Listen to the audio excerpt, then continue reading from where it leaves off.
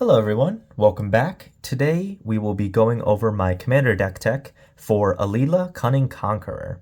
This is a tribal fairy deck that focuses on casting things on your opponent's turn and controlling the board, what spells resolve, who attacks who, and just dominating from there.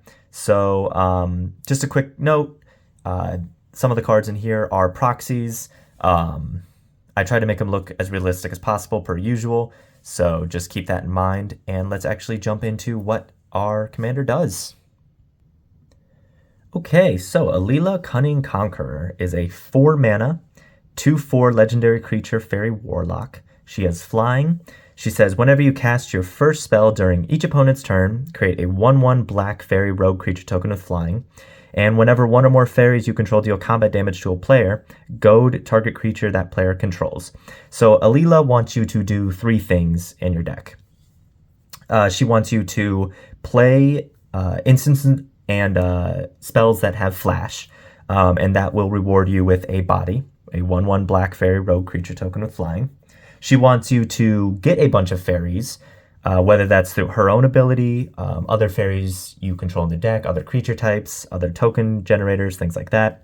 And then the third step is she wants you to be swinging in and either paying off from the attack, getting payoffs from the damage, and paying off her own ability, which is goading something. So she will let you swing freely without worrying about too much of a clapback, because if you goad the strongest things on each player's board, then you should be fine in case you swing out.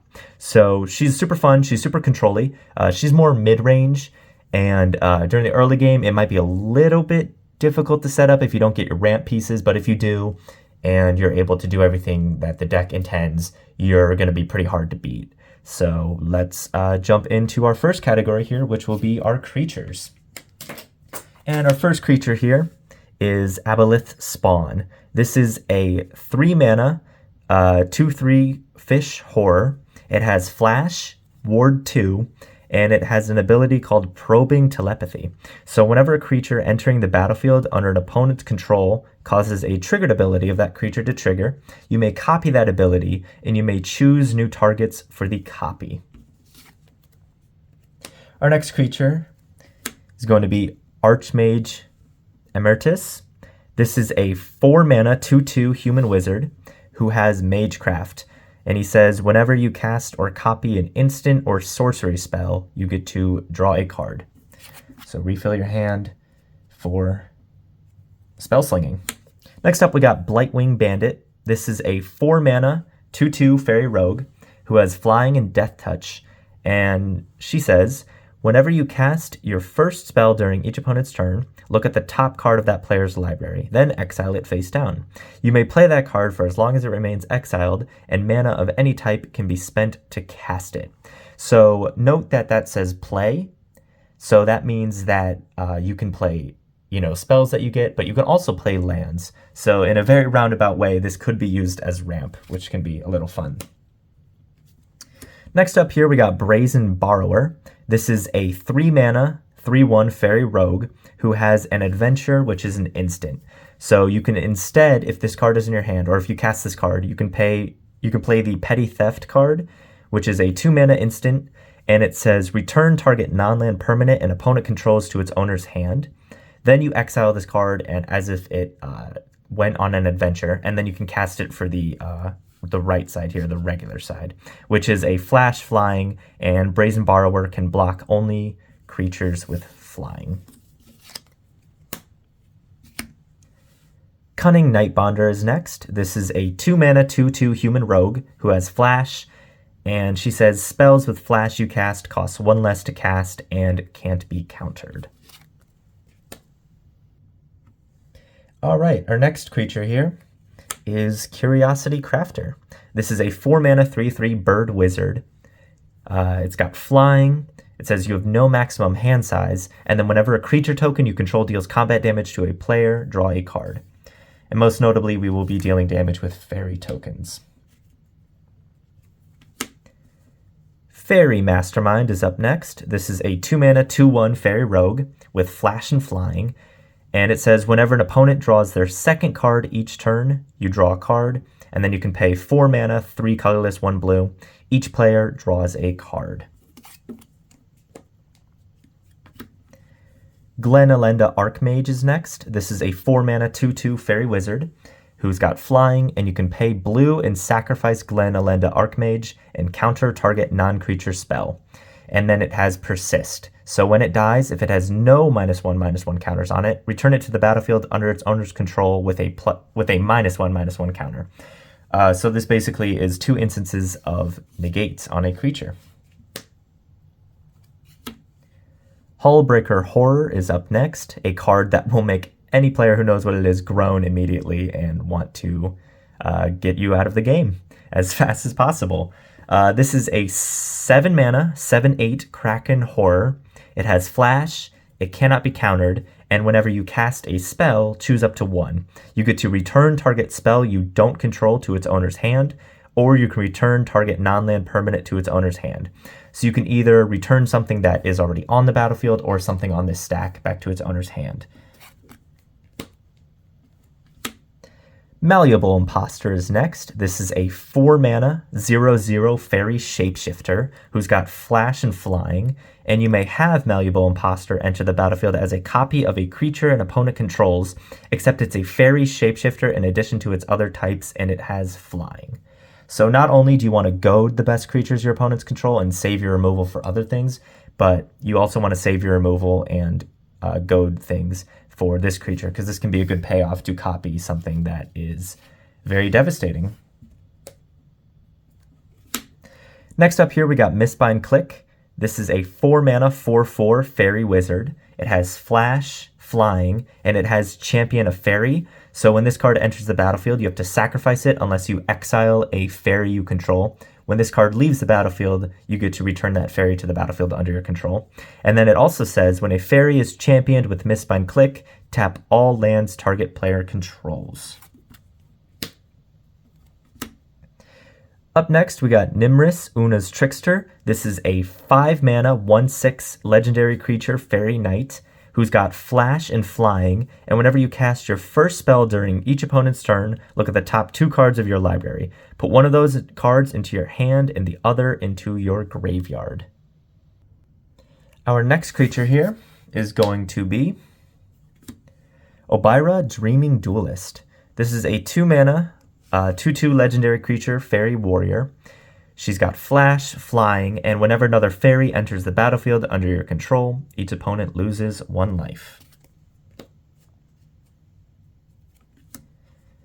Orcish Bowmasters is up next. This is a 2 mana 1/1 Orc Archer. It's got flash, and when it enters the battlefield and whenever an opponent draws a card except the first one they draw in each of their draw steps, it deals 1 damage to any target, then you amass Orcs 1. So amassing Orcs 1 means you create, if you don't control one, you create a 0/0 Orc army black creature token, and you put a +1/+1 counter on it, and if you already have an Orc army, you just add a +1/+1 counter to it. Scion of Una is next. This is a 3 mana 1/1 fairy soldier. It has flash and flying. Other fairy creatures you control get +1/+1, and other fairies you control have Shroud. So they cannot be the targets of spells or abilities, and that includes your spells and abilities. So just keep that in mind. Sea Dasher Octopus is next. This is a fun one. This is a 3 mana 2/2 octopus with Mutate. It has flash, and whenever this creature deals combat damage to a player, you get to draw a card.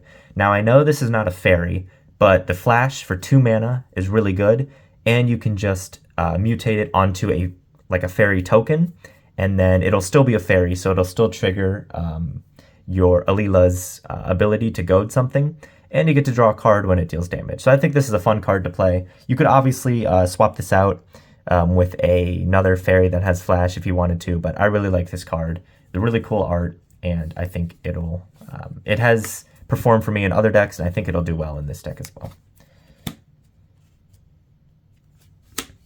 Slitherwisp is up next, another non-fairy. This is a 3 mana 3/2 Elemental Nightmare. It has Flash, and whenever you cast another spell that has Flash, you draw a card and each opponent loses 1 life.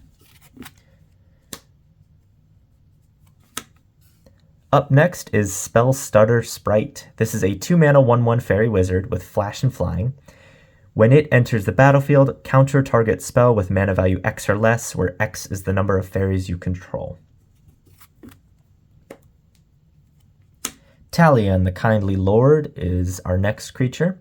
This is a 4-mana 3/4 Fairy Noble, legendary creature Fairy Noble. It's got Flying. As it enters the battlefield, choose a number between 1 and 10.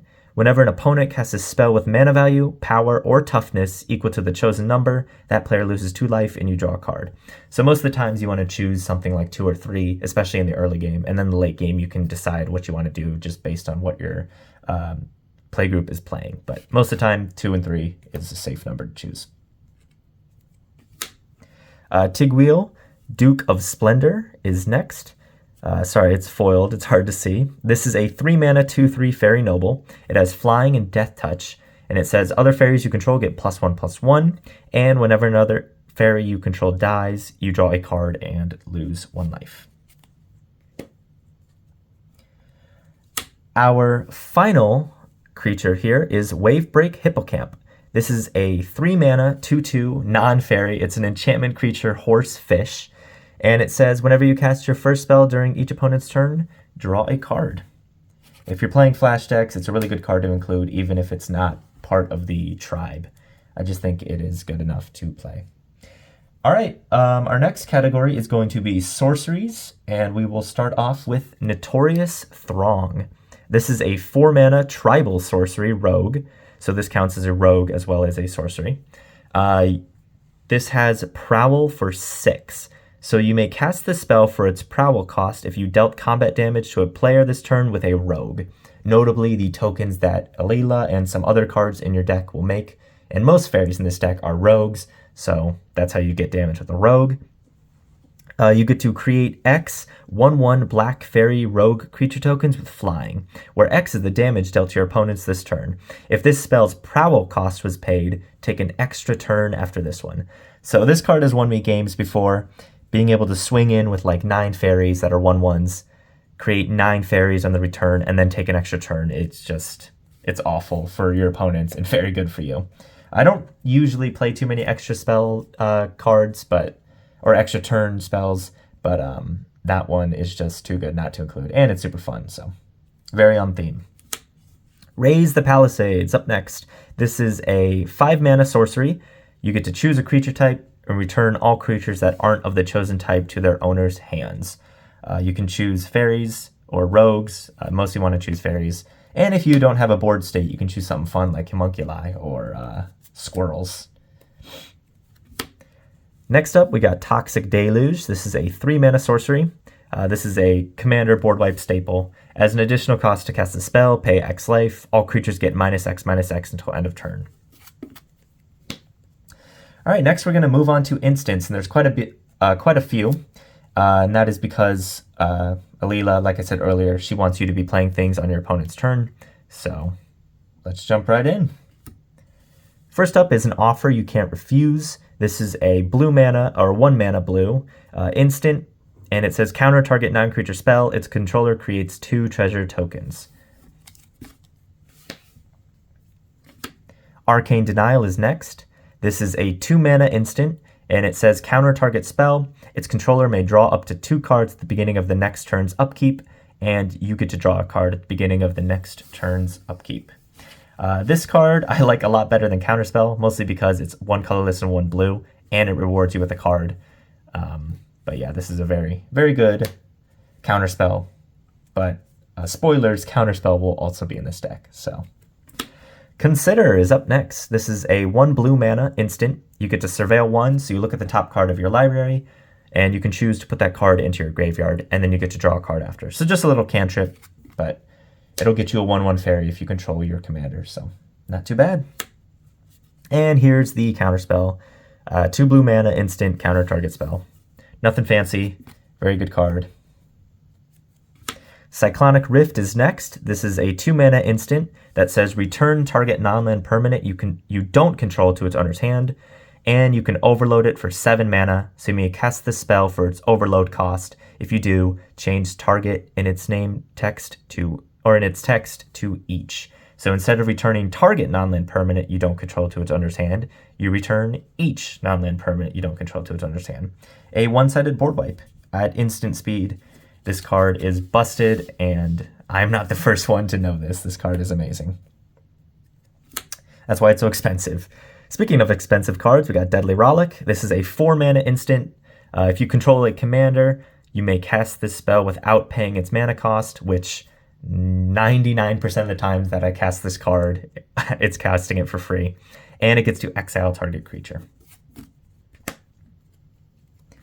Fact or Fiction is next. This is a 4-mana instant. You get to reveal the top 5 cards of your library. An opponent separates those cards into 2 piles. Put 1 pile into your hand and the other into your graveyard. Play some mind games with your opponents. Fierce Guardianship is next. This is a 3-mana instant. If you control a commander, you may cast the spell without paying its mana cost. Counter target non-creature spell. Very good card. Frantic Search is up next. This is a 3-mana instant. Draw 2 cards, then discard 2 cards, untap up to 3 lands. So it pays for itself and lets you loot, which is good. Infernal Grasp is next. This is a 2-mana instant. Destroy target creature. You lose 2 life. Jawari Disruption is a 2-mana instant. Counter target spell unless its controller pays 1. And in case you are missing land drops, on the backside you can instead play it for Jawari Ruins, which is a land, and it enters the battlefield tapped, and it taps 4 blue.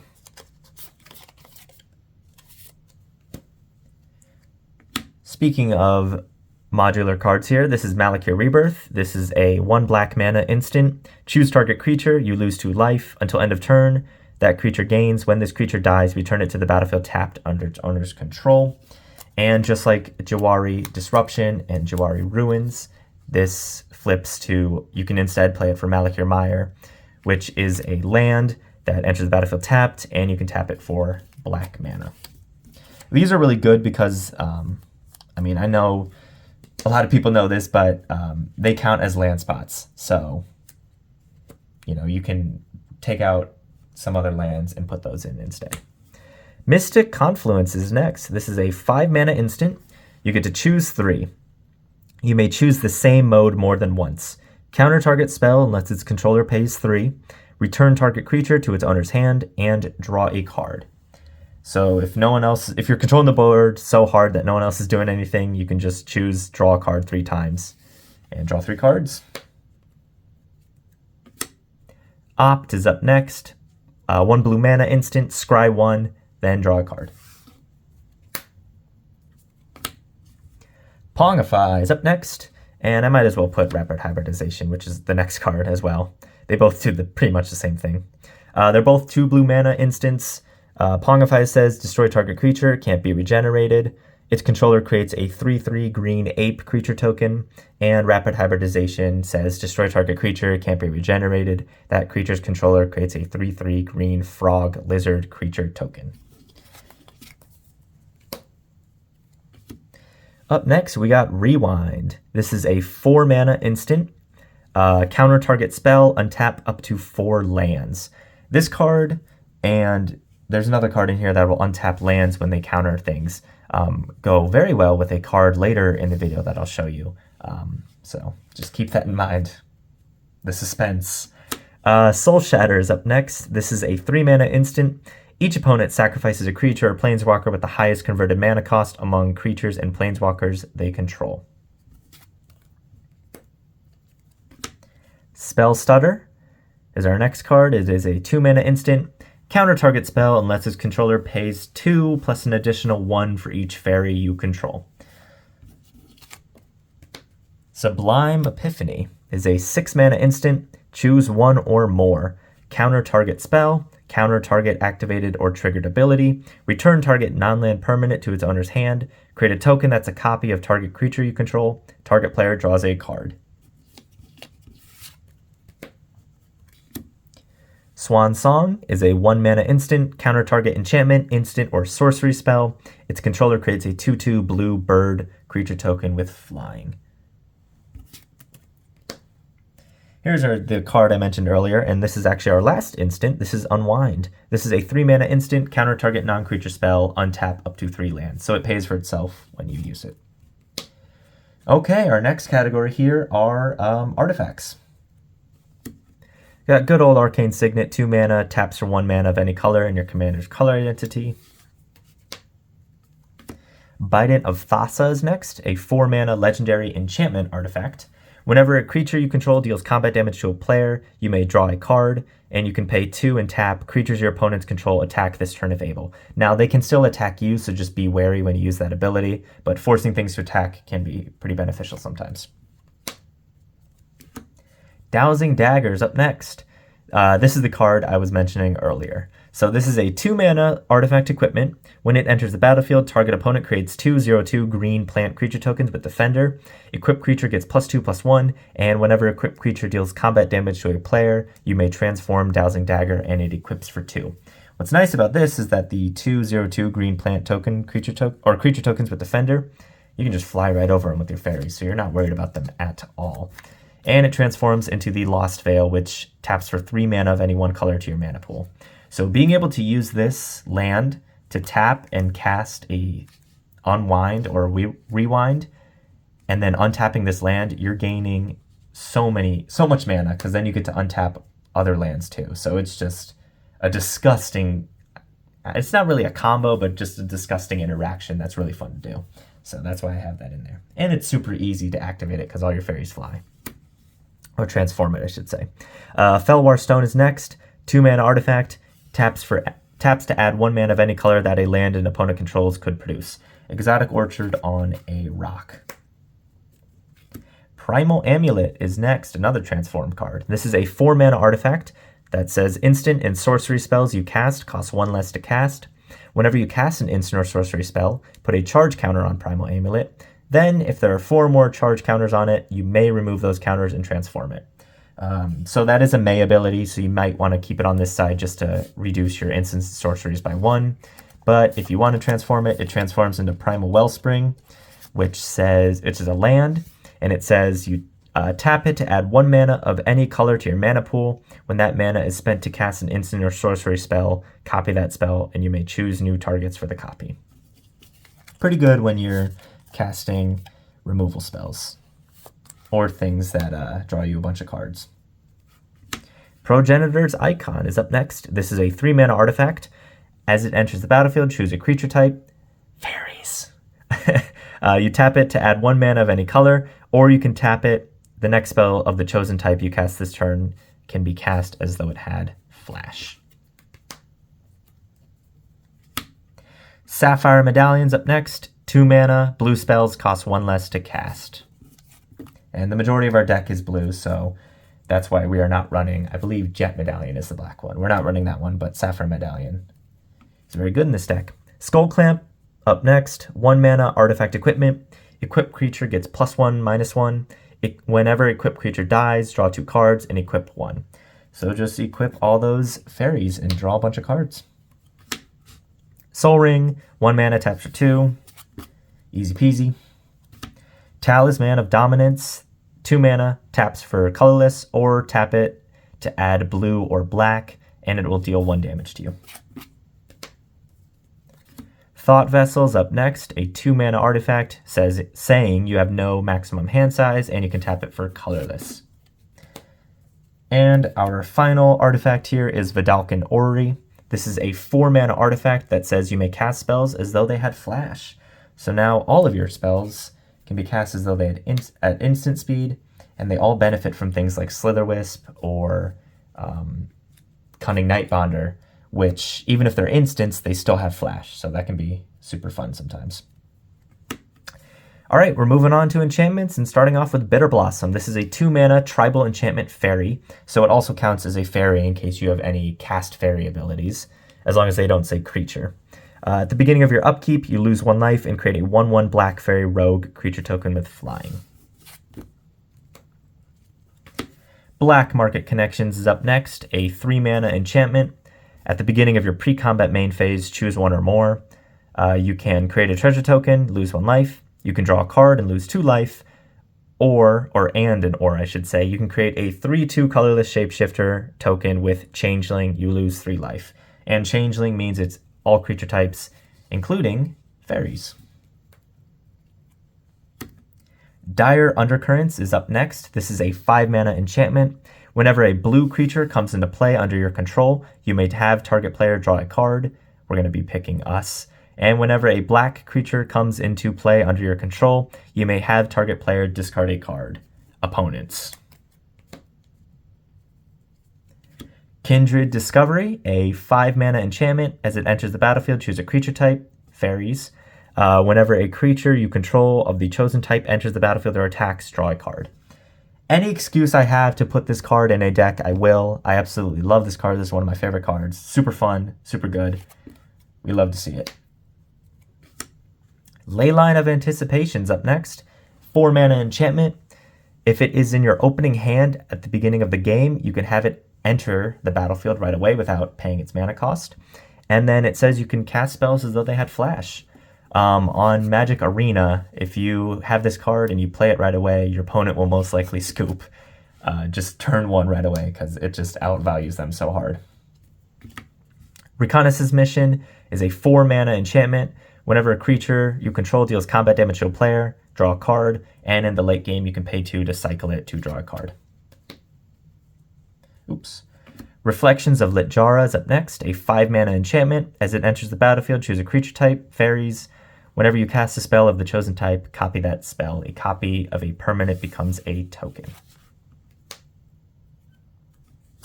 Rhystic Studies up next, 3-mana enchantment. Whenever an opponent casts a spell, you may draw a card unless that player pays 1. Gets very annoying, even for you, keep asking to pay the 1. But, hey, card draw is card draw. The Meat Hook Massacre is up next, an X-Black legendary enchantment. When the Meat Hook Massacre enters the battlefield, each creature gets -X until end of turn. Whenever a creature you control dies, each opponent loses 1 life. Whenever a creature an opponent controls dies, you gain 1 life. Alrighty, now we're going to move on to our final category here, which are lands. And we will begin with Castle Vantress.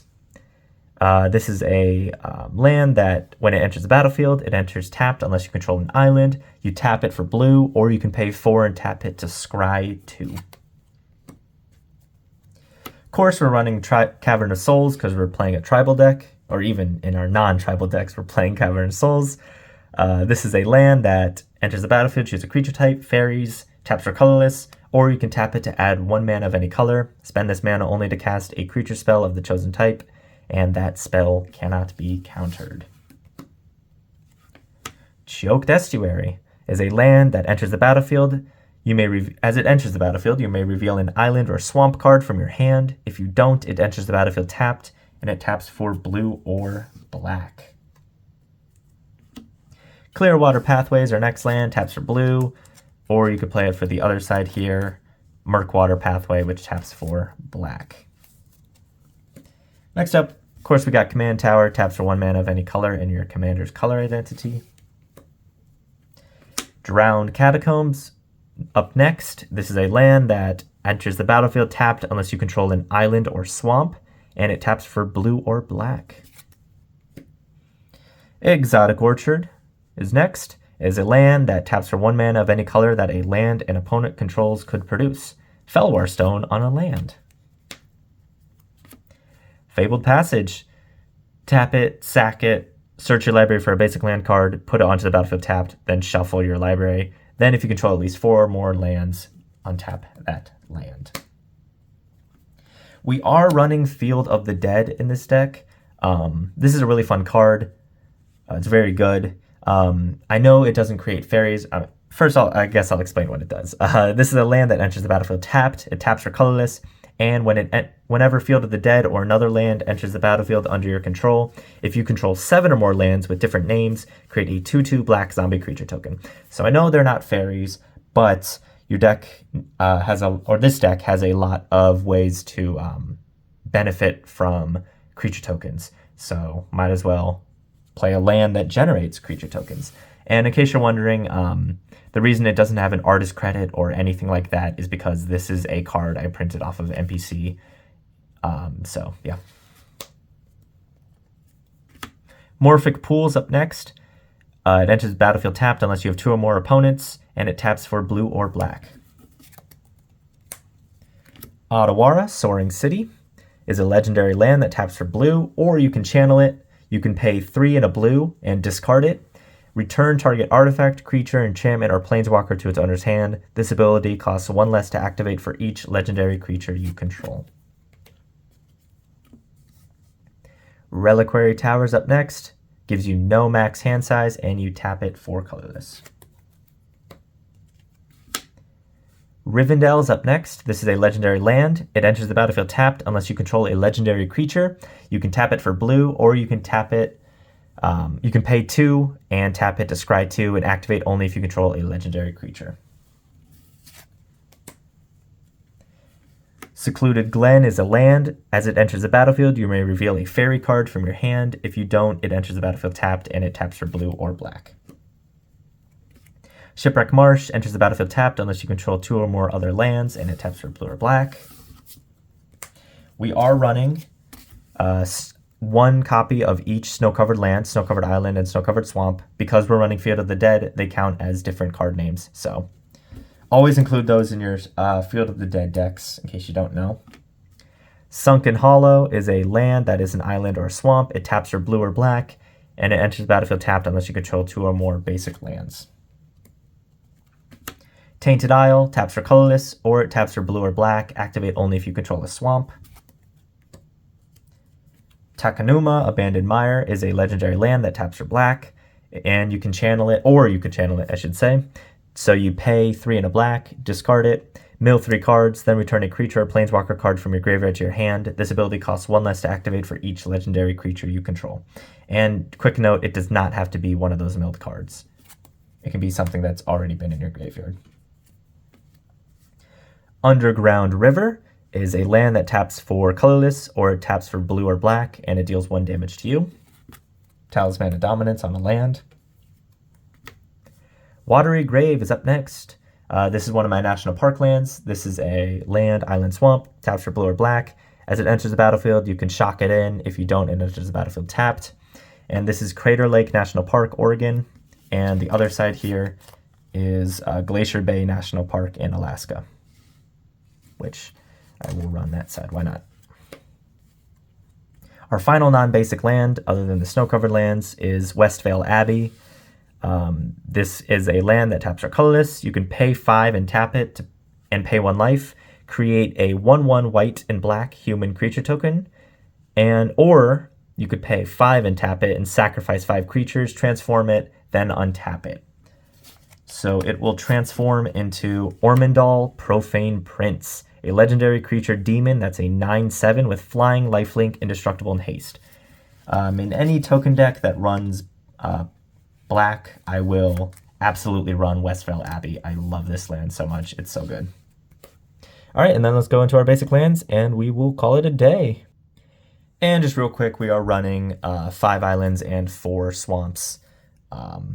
Nothing to write home. If you want to swap these around with snow-covered lands, you can. I just like running 1 of each because snow-covered lands get kind of expensive. I mean, they're more than basic lands, and I struggle to find some sometimes because sometimes they're in other decks, or most of the times they're in other decks. So yeah, so this has been my Alila Cunning Conqueror deck. I hope you guys enjoyed this video. The deck link will also be on Moxfield if you want to check it out on there. I really appreciate you guys watching. Thanks for sticking around, and I will catch you in the next one. Take it easy.